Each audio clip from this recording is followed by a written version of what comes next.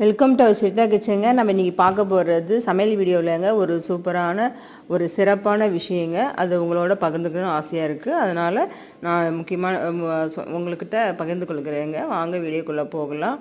வாழைக்காய் எதுக்கு காமிச்சிருக்கேன்னாக்கா, நாளைக்கு என்ன வரப்போகுது, தை அமாவாசைங்களா, அதனால தான் வாழைக்காய் காமிச்சிருக்கு. அது ரொம்ப ரொம்ப முக்கியமான விஷயம். சமையலில் வாழைக்காய் சேர்த்துக்கணுங்க. அதுக்காக தாங்க அதை போட்டிருக்கேன். வாங்க நம்ம இதை பற்றி பேசலாம். தை அமாவாசை வந்துட்டு ரொம்ப ரொம்ப சிறப்பு வாய்ந்த ஒரு அமாவாசைங்க.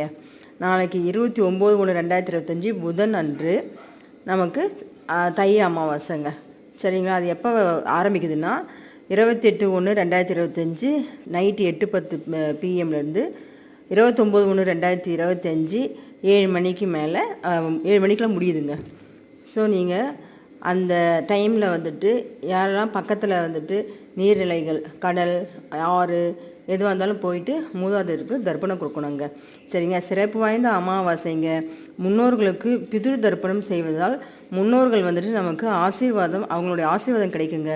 வீட்டில் அருகில் உள்ள கடலாக இருந்தாலும் சரி, எதுவாக இருந்தாலும் சரி, நீங்கள் போயிட்டு அதில் தர்ப்பணம் கொடுங்க. அதை கொடுக்குறதால என்ன பயன்னா, நம்ம குடும்பத்தில் குழந்தைகள் இல்லாமலும் குழந்தைகள் பாக்கியம் கிடைக்கும்.